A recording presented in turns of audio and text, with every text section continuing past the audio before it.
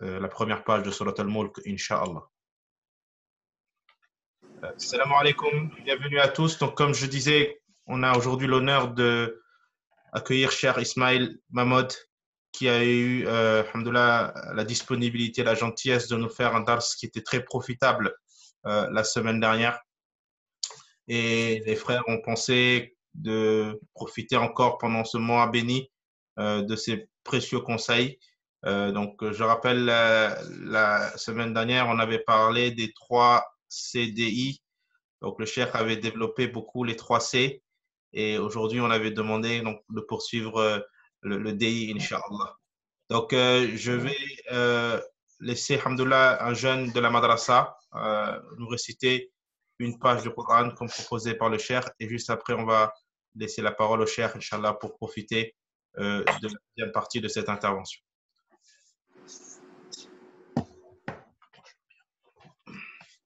أعوذ بالله من الشيطان الرجيم بسم الله الرحمن الرحيم تبارك الذي بيده الملك وهو على كل شيء قدير الذي خلق الموت والحياة ليبلوكم أيكم أحسن عملا وهو العزيز الغفور الذي خلق 7 سماوات طباقا ما ترى في خلق الرحمن من تفاوت فارجع البصر هل ترى من فطور ثم ارجع البصر كرتين ينقلب إليك البصر خاسئا وهو حسير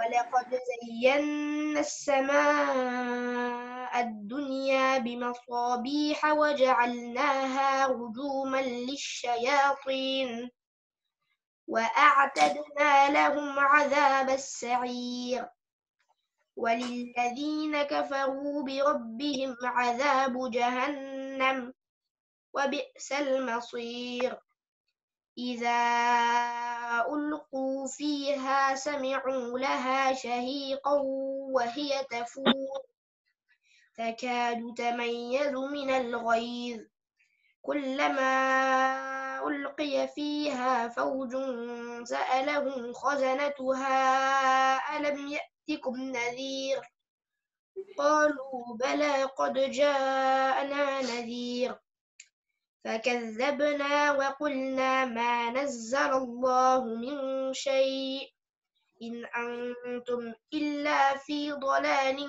كبير وقالوا لو كنا نسمع أو نعقل ما كنا في أصحاب السعير فاعترفوا بذنبهم فسحقا لأصحاب السعير إن الذين يخشون ربهم بالغيب لهم مغفرة وأجر كبير صدق الله العظيم. Masha'Allah, jazakallah khair. Alhamdulillah, donc Luqman qui est un élève de la madrasa, un élève de Cheikh Mouawiya.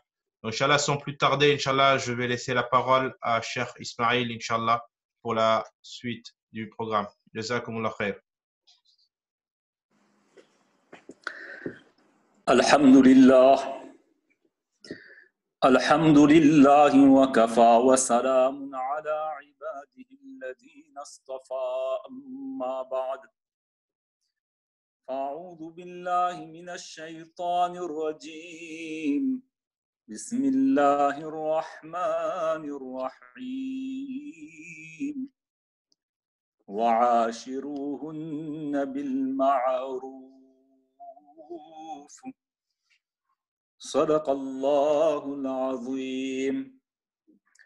Remercions Allah tabaraka wa ta'ala, le clément, le miséricordieux, de nous avoir donné le tawfiq et le courage et la force d'être dans cette réunion religieuse et assemblée islamique pour parler et écouter ces paroles sacrées et les paroles de notre bien-aimé prophète Muhammad Mustafa wa Mujtaba sallallahu alayhi wa sallam. Dernièrement, on avait parlé, comme le frère vient de le rappeler, des 3 CDI, les 3 C qu'il faut éviter pour maintenir et entretenir de bonnes relations conjugales, pour que notre vie conjugale devienne un havre de paix et non un champ de bataille, et Inch'Allah, un long fleuve tranquille sans tempête. Eh bien, on avait parlé sur les 3 C. Le premier C faisait allusion à la colère excessive, chose à éviter à tout prix. Et nous espérons que chacun d'entre nous, on l'a déjà mis à la poubelle.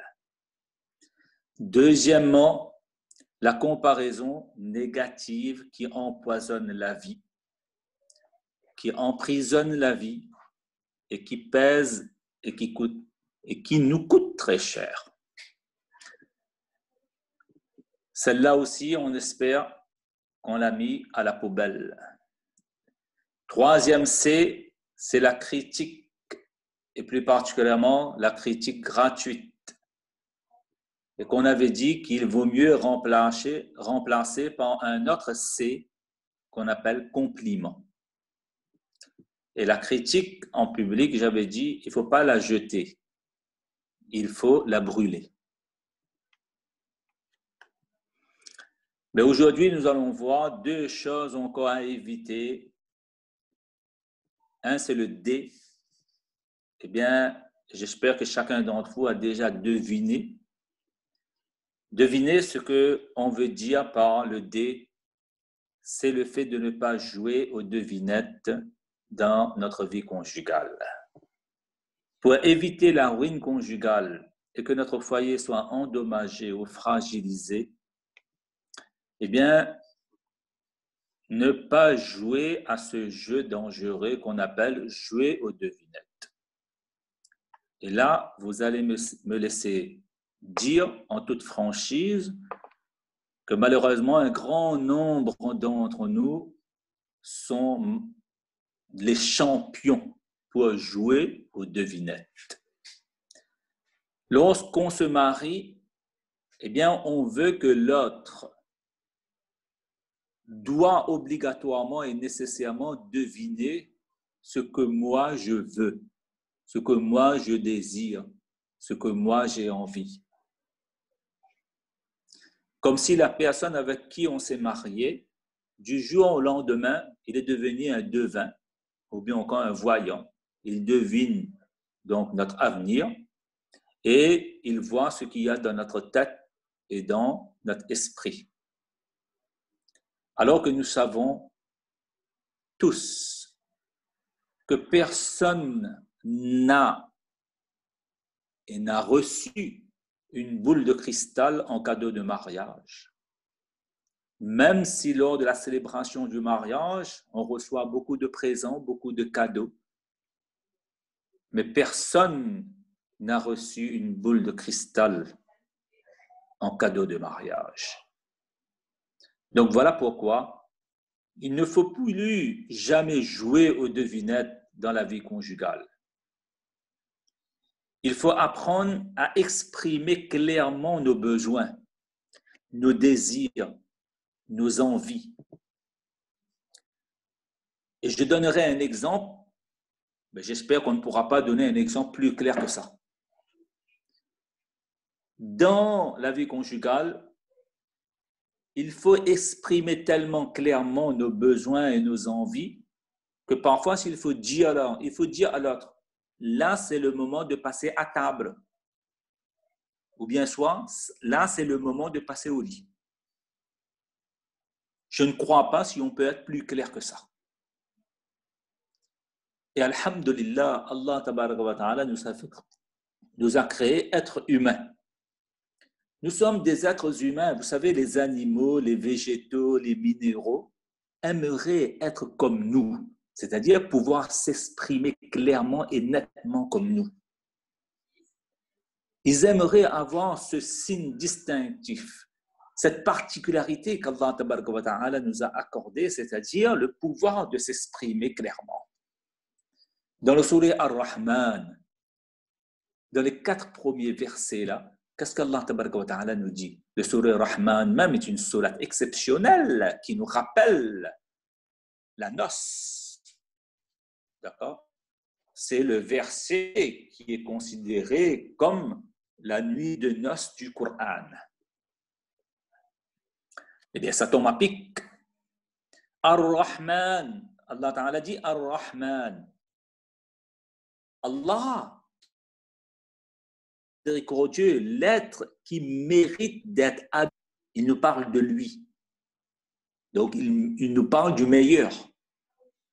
Allama al-Qur'an. Allah Ta'ala, le meilleur, l'être qui mérite le plus d'être adoré, eh bien, nous a enseigné le Coran qui est la meilleure parole sur terre. Khalaqal insan, il a créé l'être humain. L'être humain, c'est la meilleure créature qu'Allah Ta'ala il a créée. Après, qu'est-ce qu'Allah Ta'ala dit? Allamahul bayan. Il a donné comme compétence, comme faculté, le pouvoir de s'exprimer à l'homme. Lorsqu'Allah Ta'ala nous parle de la meilleure divinité qui n'est autre qu'Allah, la meilleure parole qui n'est autre que le Coran, la meilleure créature qui n'est autre que l'humain, mais Allah Ta'ala, 4e verset, nous montre que la meilleure compétence et la meilleure faculté, eh bien, c'est l'expression. Voilà pourquoi Allah Ta'ala nous parle de ces 4 choses au début de la sourate Ar-Rahman. Donc, il faut s'exprimer. Il faut exprimer nos besoins, nos envies. Ce sont de dire à l'autre que tu dois connaître, toi. Qu'est-ce que je veux là? Qu'est-ce que j'ai envie? Qu'est-ce que j'ai besoin? Non! Et ça, lorsqu'on ne s'exprime pas quand il le faut et on joue aux devinettes, eh bien, ces dégâts sont énormes et ces méfaits sont immenses. Et le fait de croire même que le fait de ne pas s'exprimer est simplement une non-communication, c'est déjà une erreur grave à mon sens. Parce que le fait de ne pas s'exprimer là où il faut s'exprimer, eh bien, c'est une communication. Mais c'est une communication qui peut être souvent violente, agressive. Effectivement, les interrogations sans réponse. Lorsqu'on pose une question et on ne répond pas alors qu'on attend la réponse, mais ce genre de questions et d'interrogations se transforme souvent en rage, en colère excessive, comme si l'autre doit deviner ce qu'il y a dans notre tête et dans notre esprit. Eh bien, soyons convaincus aujourd'hui que l'autre ne peut pas deviner. Donc, apprenons à dire les choses qu'on veut et qu'on désire. Parce que la communication, c'est un jeu à 2 au minimum. Notre cher, notre guide spirituel, il avait l'habitude de dire « Celui qui aime, aime communiquer ». Quand tu communiques, eh bien, tu es en train de transmettre un message évident à l'autre que je t'aime. Et là, comme nous sommes à l'époque des claviers, des portables, des messages, des emails, eh bien là, vous allez me laisser l'autorisation de vous dire que les messages et les emails ne sont pas prioritaires sur une conversation en direct avec la personne. Voilà pourquoi chacun d'entre nous, dans notre vie conjugale, on doit prendre l'habitude de se parler, même sous la couette. Il y a toujours de la place pour la communication, parce qu'on s'est marié avec la personne qu'on aime, même dans un contexte intime. Et on ne le répétera jamais assez. Il faut saisir toute occasion de se parler quand elle se présente, sans scrupule, ni complexe. Parce qu'en gardant le silence quand il faut parler, eh bien, nous sommes en train d'exprimer notre refus de partager nos pensées et nos sentiments à l'autre. On lui donne l'impression d'être désengagé de la relation. Et l'autre finit par douter même des sentiments d'amour qu'on a pour lui. Est-ce qu'il y a de la réciprocité, il y a de la mutualité dans les sentiments d'amour? On finit par douter. Et en effet, comment est-il possible d'aimer quelqu'un et de le laisser dans la souffrance sans réagir, sans intervenir, sans réaffirmer l'importance qu'il ou qu'elle a dans notre vie? Ben non, ce n'est pas de l'amour, ça. Ça, c'est de la souffrance, ça. Ça, c'est donner de la difficulté à l'autre et non pas de la facilité. Alors que parmi les consignes sublimes de notre bien-aimé prophète Muhammad Mustafa wa Mushaba sallallahu alayhi wa sallam, nous trouvons ce hadith: Yassiru wa la tu'assiru. Il faut faciliter les choses et ne pas rendre les choses difficiles. Et là, je vous raconterai ce qui s'est passé avec moi-même. Une fois, comme j'ai l'habitude, après chaque salat de Maghrib, eh bien, pendant 1-2 minutes, je dis un hadith du prophète sallallahu alayhi wa sallam avec une petite explication. Et une fois, j'étais en train de dire après la salat de Maghrib, Man somata naja. Celui qui se tait, dit le prophète sallallahu alayhi wa sallam, eh bien, il est sauvé. Et il y a quelques jours de cela, eh bien, j'étais en train de sermonner, de conseiller à un mari qui n'avait pas l'habitude de s'exprimer quand il le fallait. Eh bien, j'étais en train de lui dire que voilà, il faut s'exprimer, il ne faut pas garder le silence, il faut dire ce que tu as dans ta tête, parce que l'autre ne peut pas deviner ce dont tu as besoin. Eh bien, cette personne-là est venue vers moi et m'a dit, Maulissab, ici on a l'habitude de dire, bon, les savants religieux, eh bien, sont appelés Maulissab. Hein. On est d'origine indienne, chacun sa culture. Elle a dit, Maulissab, je ne comprends pas. Tu viens de me dire là qu'il faut garder le silence et que le professeur m'a dit qu'il faut garder le silence. Et lorsqu'on garde le silence et on se tait en buvant un bon thé marocain ou algérien, eh bien alors à ce moment-là, Nadia, tu es sauvé. Et il y a quelques jours de cela, tu me dis qu'il ne faut pas garder le silence et il faut parler. Mais apparemment, tu es contradictoire là. Mais vous voyez, parfois là, attention à la mauvaise compréhension et interprétation.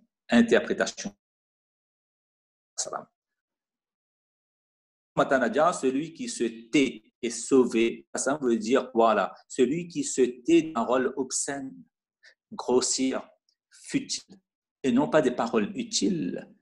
Lorsque les paroles sont utiles et nécessaires, mais il faut dire. Garder le silence pour les choses qui sont inutiles. Voilà pourquoi il faut connaître, filtrer nos paroles par 3 passoires. Oui, par la vérité, la bonté et l'utilité. Avant de prononcer une parole là, regardez si elle comporte la vérité. Bien, on l'a dit, sinon on la ferme. Excusez.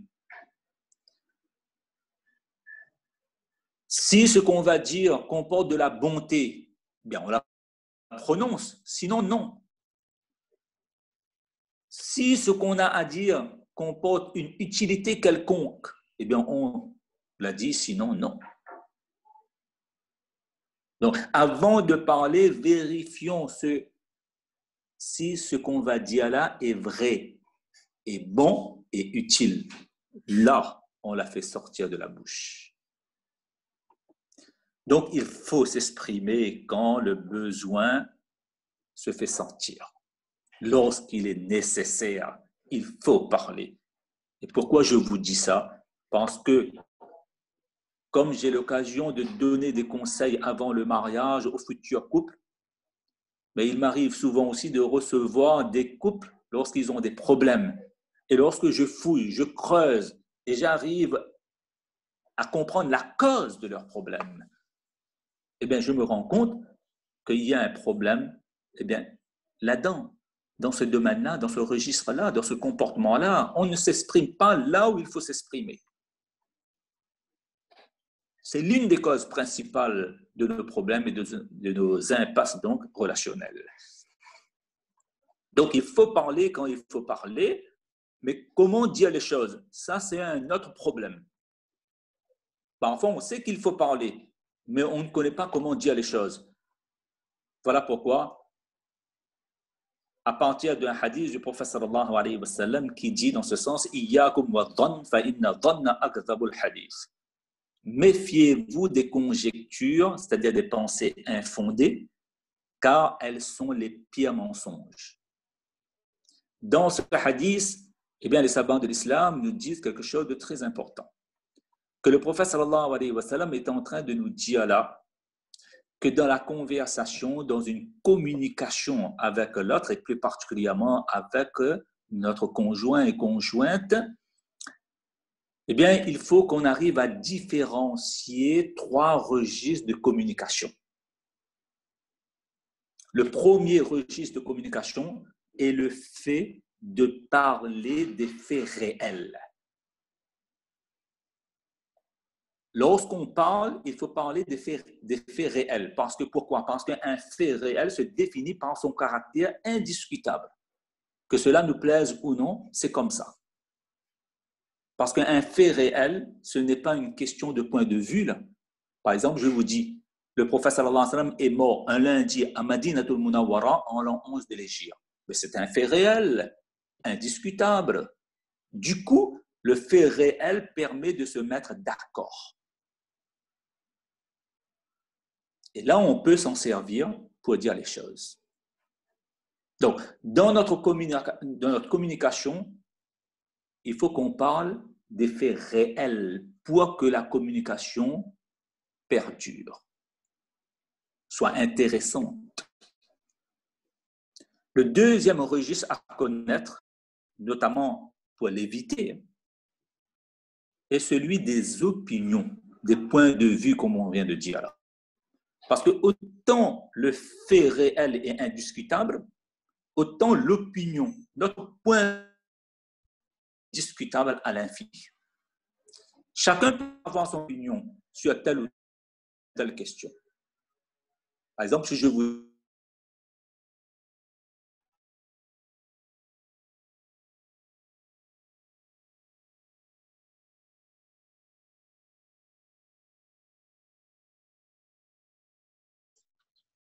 Je pense qu'on a un problème réseau. On va attendre que le cher se reconnecte.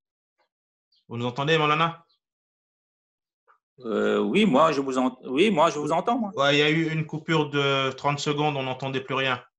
C'est pas grave. Ah, d'accord. Ouais. Mais là, je recommence depuis où? Où est-ce que vous n'avez pas entendu là?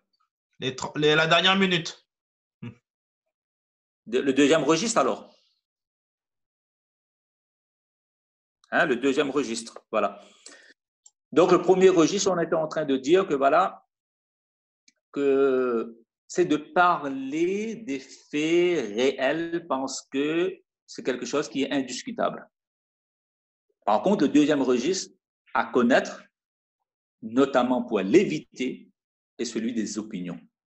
Parce que autant le fait réel est indiscutable, autant l'opinion, elle est discutable à l'infini. Chacun peut avoir son opinion sur telle ou telle question. Par exemple, je peux dire, moi, que les vacances à la montagne, c'est bien pour moi et que la ville, c'est moche. Eh bien, ça, c'est mon opinion. Mais quelqu'un pourrait dire le contraire.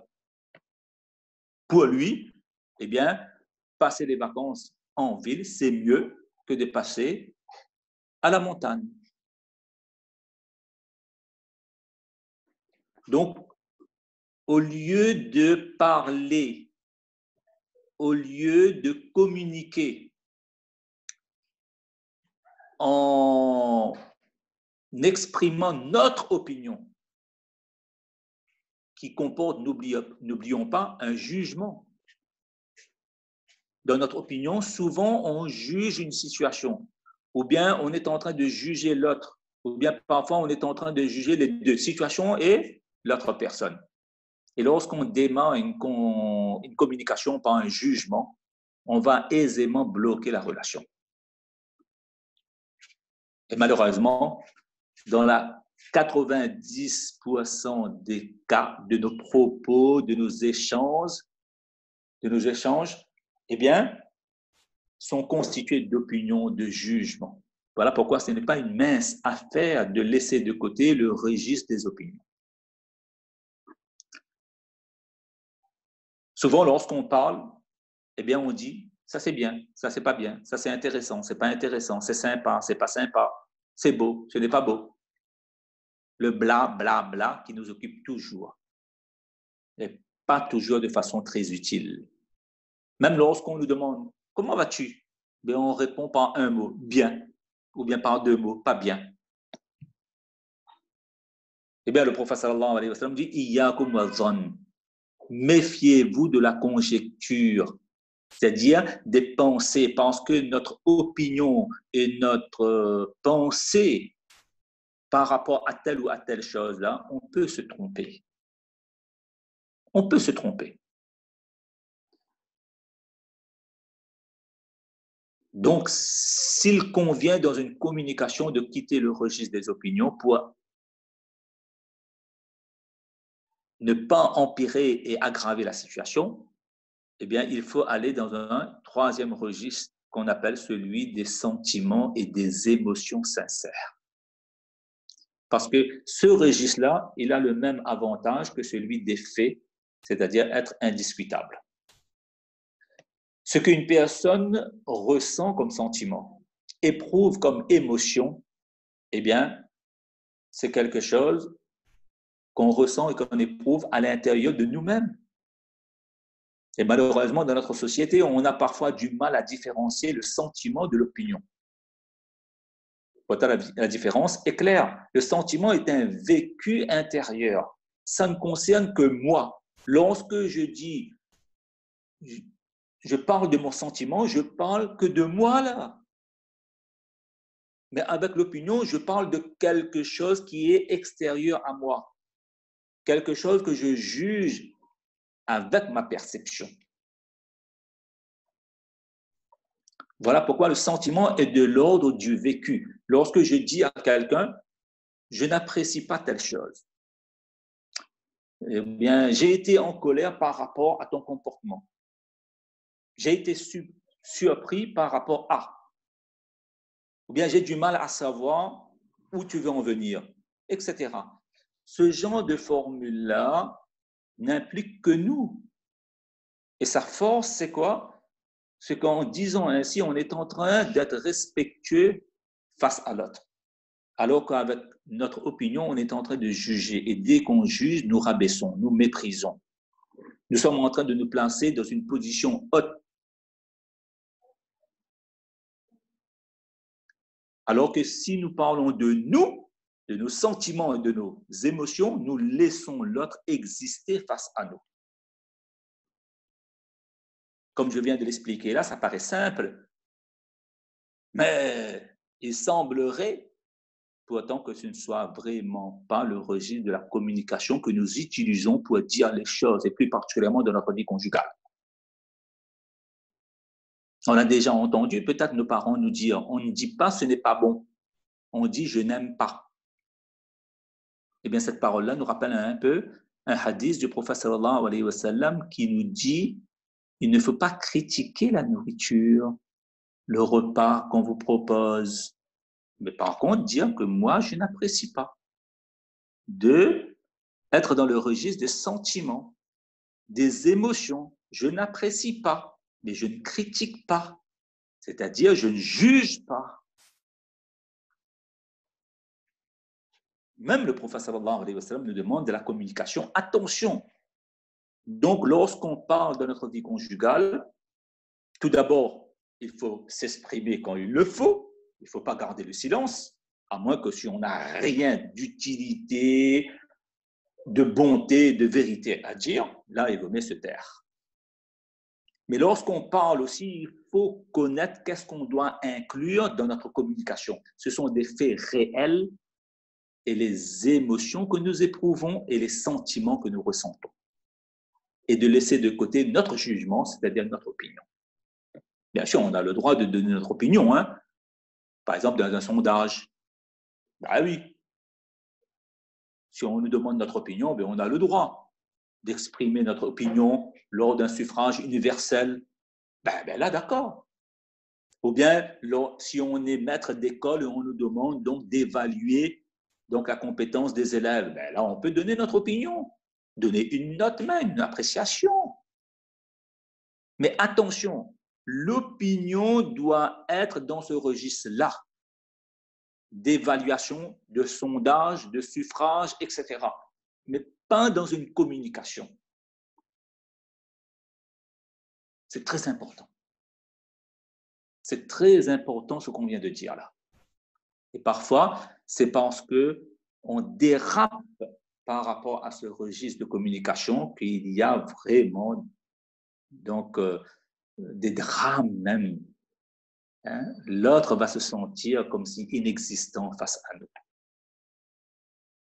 Voilà pourquoi on a voulu parler longuement de ce jeu qui est dangereux. Ne jouons pas aux devinettes de notre vie conjugale. Et pour terminer donc, le I. Chose aussi à éviter, eh bien, c'est I comme imperfection.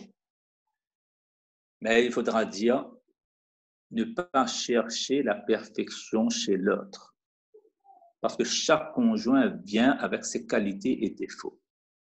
Ne jamais attendre de l'autre la perfection, d'être un être parfait. Cela génère un poids, un poison, une prison, une déception, une frustration. Et cette attente-là de la perfection de l'autre peut nous coûter très cher. N'oublions jamais que nous sommes des êtres humains et non pas des êtres parfaits. Et en tant qu'êtres humains, nous avons la capacité de nous améliorer, mais nous n'avons pas la capacité d'être parfaits. Voilà pourquoi, dans la vie, on doit viser et chercher plutôt une autre chose qui est atteignable, c'est l'excellence. L'excellence veut dire qu'on peut faire mieux ou on peut faire plus, qui est le juste milieu atteignable entre la perfection, qui est un niveau inatteignable, et la médiocrité, qui est une attitude blâmable. Et ça, on trouve ça dans le Coran. Jamais dans le Coran, Allah tabaraka wa ta'ala nous a demandé d'être parfaits. Jamais. Par contre, nous trouvons d'innombrables bienfaits où Allah tabaraka wa ta'ala s'adresse à nous avec ce mot wa ahsinu inna Allah yuhibbul muhsinin. Visez l'excellence parce qu'Allah tabaraka wa ta'ala aime ceux qui sont excellents. Jamais Allah ta'ala nous dit dans le Coran soyez parfaits parce que j'aime les gens qui sont parfaits. Parce que l'homme n'est ni ange ni diable. Le créateur Allah tabaraka wa ta'ala, vous savez, parfois on lit le Coran mais on ne voit pas les subtilités qu'il y a derrière chaque mot du Coran. Chaque mot du Coran est choisi par Allah subhanahu wa ta'ala. Et ce choix-là est subtil. Liyadabbaru ayatihi. Dans le Coran, Allah tabaraka wa ta'ala nous invite, nous encourage à faire le tadabbur. Le tadabbur, c'est-à-dire méditer. Le dubbur veut dire regarder ce qu'il y a derrière les mots. Et on verra des choses extraordinaires. Mais malheureusement, on a l'habitude de dire le Coran est devenu le livre le plus lu et le moins compris par les musulmans et les musulmanes. Qu'Allah tabaraka wa ta'ala nous en protège. Mais dans le Coran, Allah ta'ala nous demande de viser l'excellence, pas la perfection, ni la médiocrité. Ah oui. Donc, apprenons à devenir excellents. C'est ça la bonne hauteur à viser. Et il y a une erreur surtout à éviter, c'est quoi? Croire que quand on n'est pas parfait, on est forcément médiocre. Ça, c'est une erreur fatale. Croire que lorsque l'autre n'est pas parfait, bien, il est médiocre aussi. Ça, c'est une erreur, ça. Parce qu'il existe entre ces deux extrêmes, eh bien, il existe une étape médiane. C'est l'excellence. On peut faire plus, on peut faire mieux.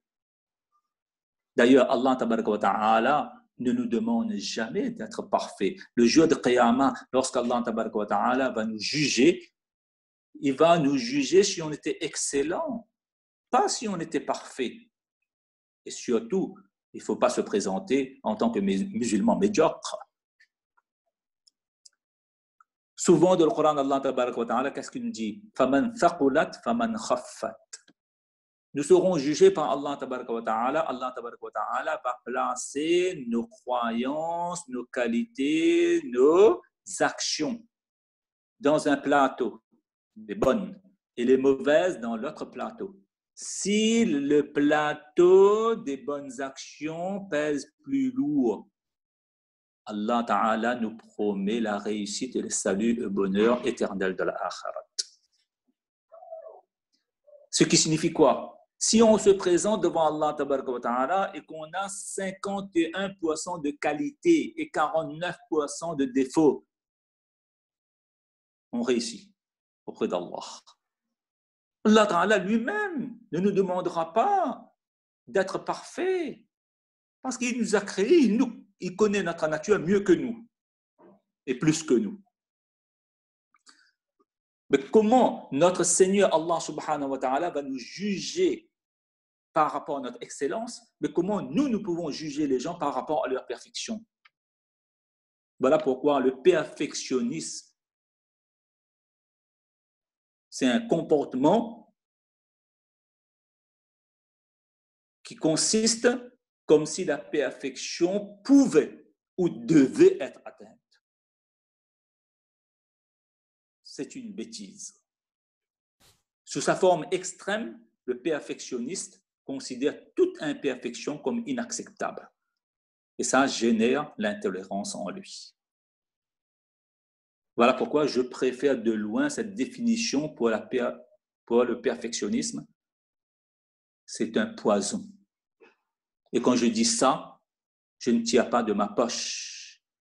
Mais c'est à la lumière d'un hadith du prophète sallallahu alayhi wa sallam qui dit dans ce sens, la tushaddidu ala anfusikum fayushaddada alaykum.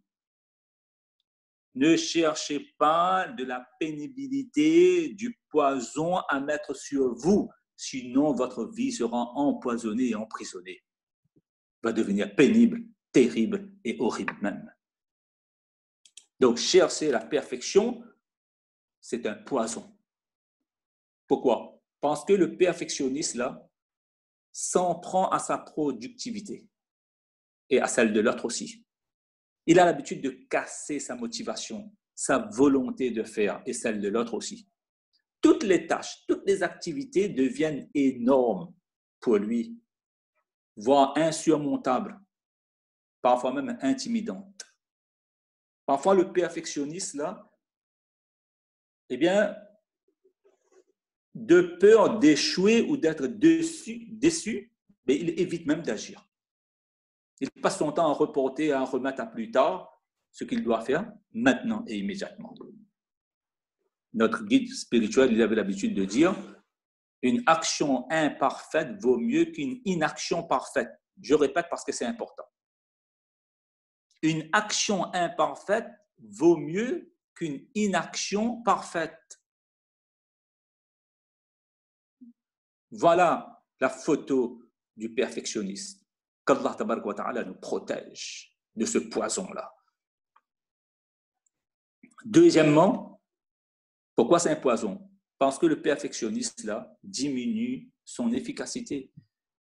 Il passe trop de temps pour obtenir une quantité de résultats trop faible et là il accumule des retards, toujours à vouloir trop bien faire. Eh bien, il diminue l'efficacité même de ce qu'il fait. Troisièmement, eh bien, le perfectionniste, il est source de stress parce qu'il a toujours le sentiment de devoir en faire toujours plus. Et il ne trouve aucun plaisir dans ce qu'il fait parce qu'il est toujours insatisfait. il est dur, il est exigeant envers lui-même, il doute sur ses performances, sur ses capacités, il diminue sans cesse son estime personnelle. Voilà où il va directement à l'abattoir. Quatrièmement, le perfectionniste, eh bien, il détériore les relations, il est désagréable, il est irritable, il est exigeant avec les autres, consacre très peu de temps à ceux qu'il aime. Et lorsqu'il donne du temps à ceux qu'il aime, c'est de mauvaise qualité. Donc là, quel que soit le domaine considéré, les effets du perfectionnisme sont néfastes, nocifs et nuisibles. Eh bien, après avoir compris que cette idée-là est un véritable poison et que cela va pourrir notre vie, pas seulement notre vie, mais celle de notre entourage, celle de nos proches. Et dans un hadith, le prophète sallallahu alayhi wa sallam nous dit clairement, la darara wa la dirara. Il ne faut surtout pas avoir des principes de vie qui nous poussent à causer du tort à l'autre. Et surtout, lorsque quelqu'un, voilà, dirara, il veut dire quoi? Lorsque quelqu'un nous a causé du tort, on croit que c'est un devoir maintenant de lui causer du tort aussi. La darara wa la dirara. Donc, les conséquences sont chaotiques, sont catastrophiques, sont néfastes, sont nocives lorsqu'on tombe dans le perfectionnisme. Parce qu'il y a le stress permanent, il y a des problèmes de communication, il y a insatisfaction perpétuelle et il y a même risque de maladie mentale. Voilà pourquoi je parle de ça, parce que dans le couple, parfois, il y a ce problème-là. Il y a des gens comme ça, malheureusement, qui veulent avoir un président parfait, un maire parfait, un patron parfait, des employés parfaits, des maisons parfaites, des voitures aussi parfaites qui ne tombent jamais en panne. Ils croient qu'ils sont déjà au paradis ou quoi? Donc voilà pourquoi les savants de l'islam nous disent dans ce sens qu'il y a 5 signes, 5 indices qui doivent nous alerter. Parce que cela veut dire qu'on est en train, soit on est perfectionniste, soit on est en train de prendre la voie qui nous mène vers ce poison-là. Mais à chacun d'entre nous d'être juge de soi-même maintenant. Est-ce qu'on est dedans ou est-ce qu'on est en train d'emprunter ce chemin-là? Lorsque nous voyons que nous jugeons trop facilement, que nous avons tendance à évaluer aussi bien les autres que nous-mêmes de façon exagérée. Et nous voulons que notre entourage soit aussi parfait que nous. Ou du moins qu'il fournisse autant d'efforts que nous. Si on voit qu'on est dans ce registre-là, disons-nous, il y a un signe alarmant là. Deuxièmement, si nous dramatisons tout, si un projet n'aboutit pas, pour nous c'est le drame. C'est un scandale. Le simple fait même de penser à ce que nos amis vont dire, ou bien encore de leur parler de notre échec-là, nous rend malades. Si on est dans ce registre-là, c'est un signe parlant. Troisièmement, si nous voulons plaire à tout prix. Oui, parce que parfois, je ne veux pas culpabiliser les parents, mais parfois on a été poussé par nos parents, par nos enseignants à dépasser nos limites. Eh bien, les défis de performance là, sont donc ancrés en nous. Et notre maxime aujourd'hui, c'est quoi? Je brille par mes réussites. Et si je réussis, je suis. Ce qui fait qu'on est toujours poussé à plaire, à plaire, à plaire. Et là, on veut la perfection. Et on tombe justement, et on est en train d'avaler ce poison-là. Lorsque nous voyons que nous prenons des risques, et des gros risques, des risques même graves, et nous considérons que cela est normal, même si on risque de laisser notre santé, parce qu'on n'a qu'une seule pensée, c'est arriver à la finalité, c'est-à-dire à la réussite. Lorsque nous prenons de gros risques, même au détriment de notre santé, eh bien, ça, c'est un chemin qui mène vers ce poison-là. Si nous aimons voir les autres échouer, parfois, c'est pire. Voir les autres ne pas atteindre leur objectif, là, eh bien, nous réjouissons. Ah, subhanallah. Et ça, ça c'est vraiment, à coup sûr, c'est quelque chose qui n'est pas bien. Hein, je ne veux pas entrer dans les détails, mais dans un hadith, le prophète sallallahu alayhi wa sallam nous a dit clairement, hein, la tudhilu shama'atata li akhi. Ne manifeste pas ta réjouissance, ne te réjouis pas du malheur de l'autre. Parce qu'Allah lui accorde sa miséricorde et il t'éprouve à ton tour. Pourquoi le professeur a dit ça? Mais justement, pour nous prévenir que ce sont des signes du perfectionnisme, c'est-à-dire on va empoisonner, on va emprisonner notre vie. Voilà pourquoi, au lieu de la perfection, changer le P de la perfection par un autre mot qui commence par P, c'est la progression.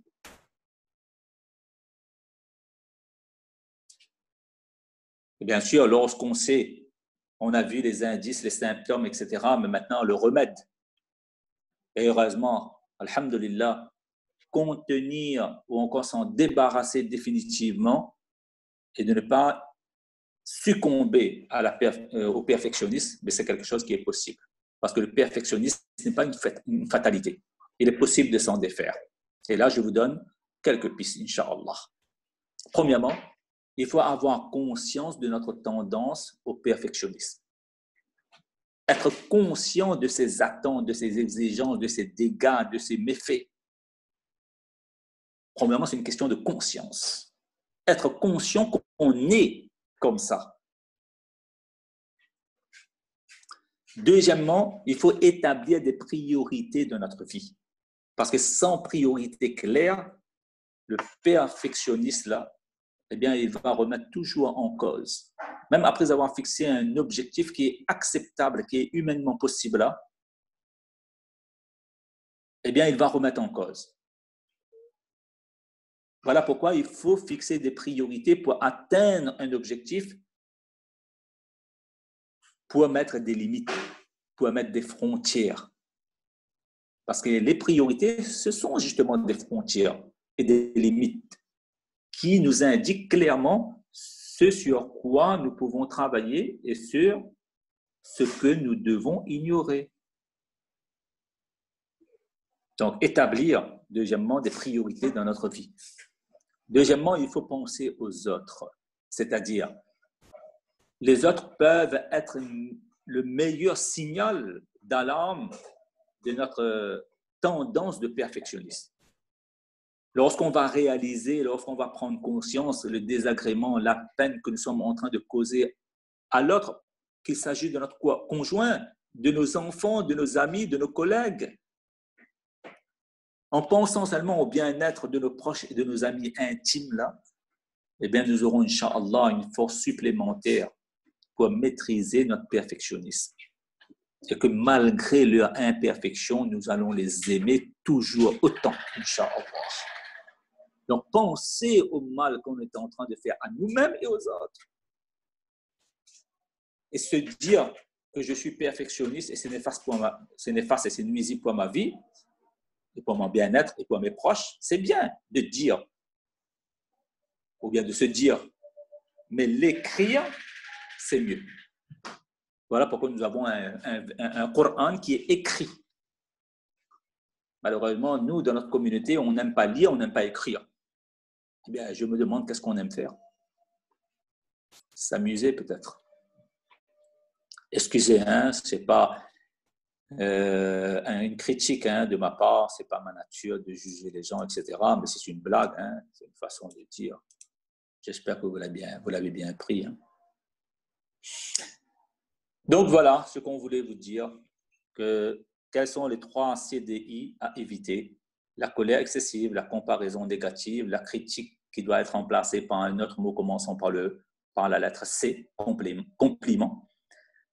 Et le D, donc ne pas jouer donc aux devinettes. Et le I, ce que nous avons des êtres imparfaits devant nous, ne cherchons jamais la perfection. mais plutôt l'excellence. Qu'Allah tabaraka wa ta'ala accorde à chacun d'entre nous le tawfiq de comprendre, de prendre conscience à partir d'aujourd'hui de ce que nous avons entendu et pas seulement d'être des consommateurs d'informations ou de passer son temps à mémoriser ce qu'on a dit, mais essayons d'appliquer dans notre vie conjugale et l'application arrivera que si on fait au moins l'intention.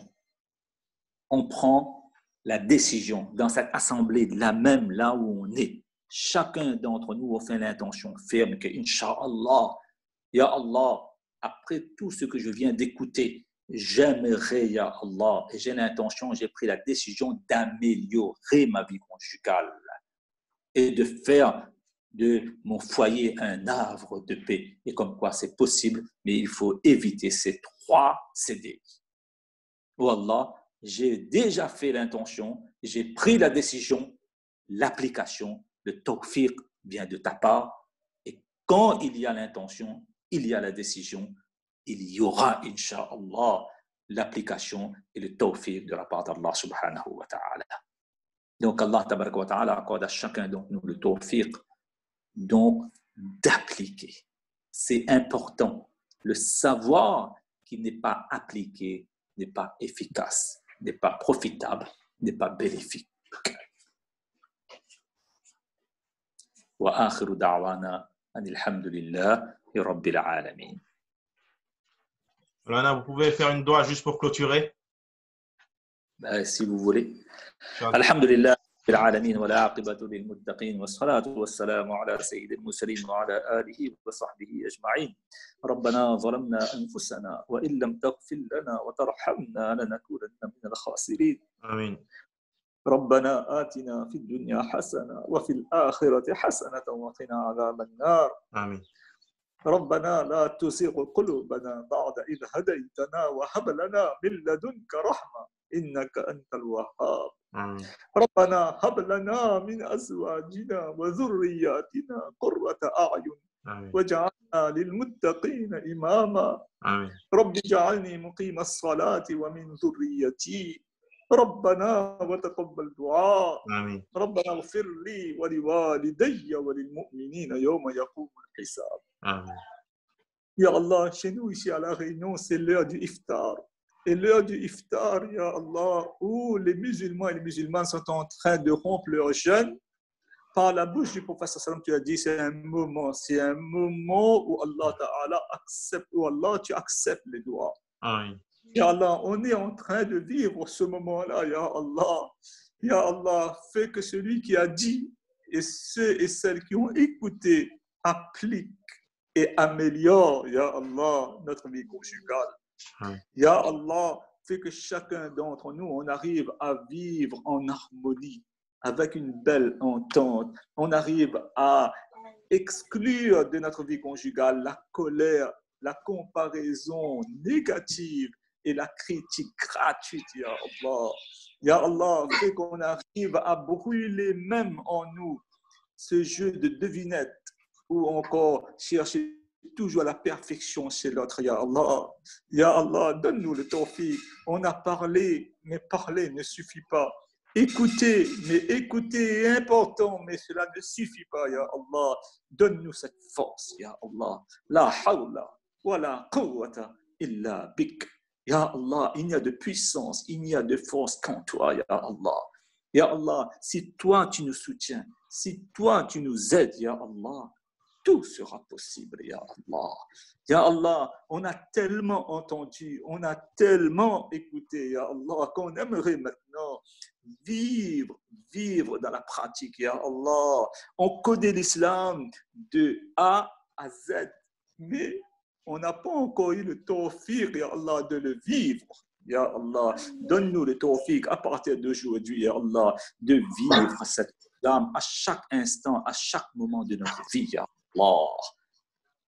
Accepte tous les ibadat, toutes les adorations que nous avons fait, Ya Allah, sous toutes les formes, pendant ce mois de Ramadan et dans le passé de notre vie, Ya Allah, et surtout accepte aussi les ibadat que nous allons faire dans le futur, Ya Allah, et fais que ce mois de Ramadan, si c'est le mois de Ramadan et le dernier le mois de Ramadan de notre vie, Ya Allah, fais que ce mois de Ramadan soit déterminant pour notre bonheur et notre salut éternel de la akhirat, Ya Allah.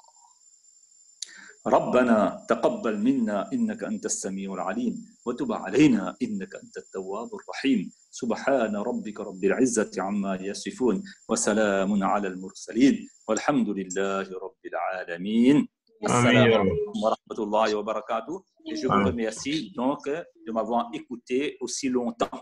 Merci beaucoup Maulana, c'est nous qui vous remercions. Man la yashkurun nas la yashkurullah. Un grand merci pour votre disponibilité pour ces 2 sessions. C'était un grand profit et nous espérons que tout le monde pourra mettre en pratique tous ces précieux conseils qu'on a entendus. Jazakumullahu khairan, barakallahu fikum. Amin, amin.